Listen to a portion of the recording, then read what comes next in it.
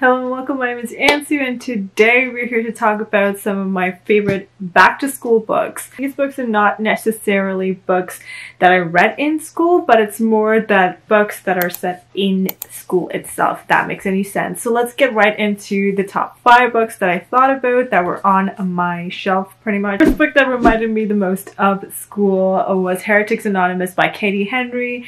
This is set in a Catholic school, if I'm not wrong, following around Michael, who is an atheist, and he does not stand for many of the things that happen in his school. Like him, there are many other people who resemble him quite a bit, but in different senses, not necessarily being an atheist, but with the different values against a Catholic school. He soon enough meets Lucy, who has values that are kind of against the Catholic. Basically, the thing that Lucy wants the most is to become a priest, but being Catholic, that is not possible since she's a woman, and obviously that is going to be a blasphemous talk to ever have. Michael and Lucy kind of team up and they meet up with this group of people who are called the Heretics Anonymous. There are 3 different people in this Heretics Anonymous group. We have a guy who's Jewish and gay. We have Max, who can wear whatever he pleases to wear, and there's another person who would like to practice paganism. These characters are so different from each other, and they have this one value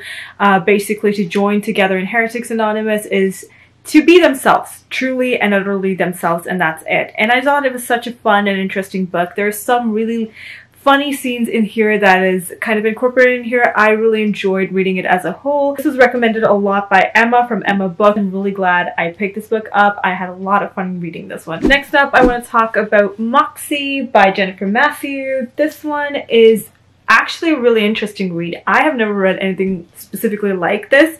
Basically, we have this girl called Vivian Carter who is very soft-spoken. She really does not talk to many people. She doesn't have many friends. She's from a small-town Texas high school, and each day in her school, basically all the women or the girls are kind of discriminated against for what they wear, and some people are sexually assaulted and no one does anything about it, and there's so many things that are so wrong about this little school that she goes to. One day when she was at home, she comes across this box that belonged to her mother, which basically talked about these people from the 90s or so. They were like a rock band, and she gets really fascinated by it. I'm pretty sure there's like a character called Moxie in there who really stood up for women and women's rights and just to be different, you know? Basically what Vivian ends up doing is try to bring that secret anonymous figure into her school by the way of pamphlets. She brings about these really cool posters in her school to actually talk about what women really are like and how they should fight back against these very sexist men. I thought it was a really fun and hard-hitting book. I had a really good time reading this one. Next one I want to talk about is a recent read, and it is Radio Silence by Alice Oseman.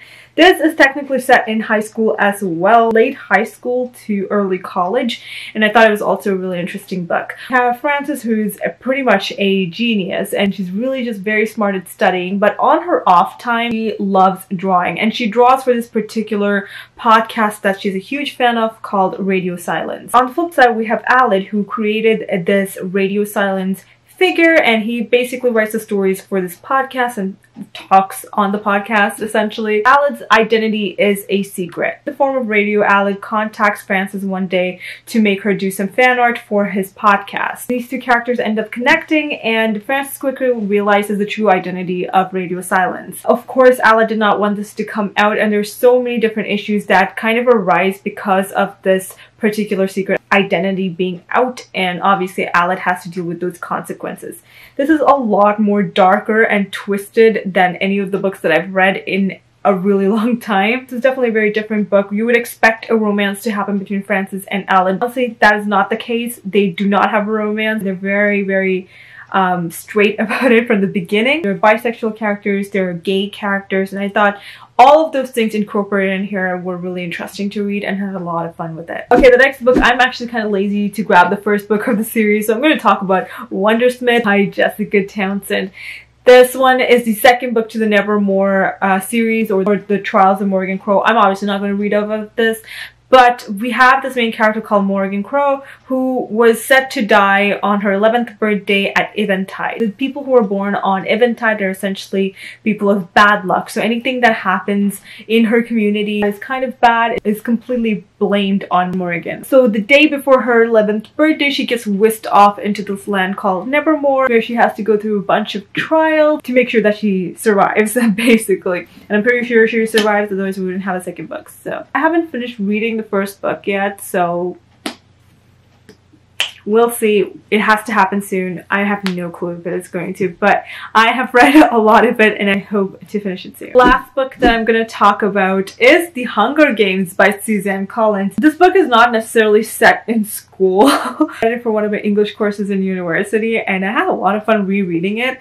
I read it when I was like 14 or 15 years old, and rereading it was just so interesting to see how different these characters were and how it like impacted me, I guess. It was really interesting to see all of that. This is a super popular book, and from what I can remember, essentially we have this girl named Katniss Everdeen. Basically we have this place where there are 12 different districts and they have a weird competition thing where children are kind of pitted against each other, and at the end of that competition, I guess, there's only one winner, and then one winner is the lone survivor. So literally everyone has to be dead. They have to be killed by other competitors or be killed by any other circumstances, I guess, by having no food. If they don't have any sponsors, they would literally die. So it is a game that rich people kind of pitch toward. Katniss Everdeen, when one day her sister gets elected for this event, she says, no, I want to go, and she competes instead of her younger sister.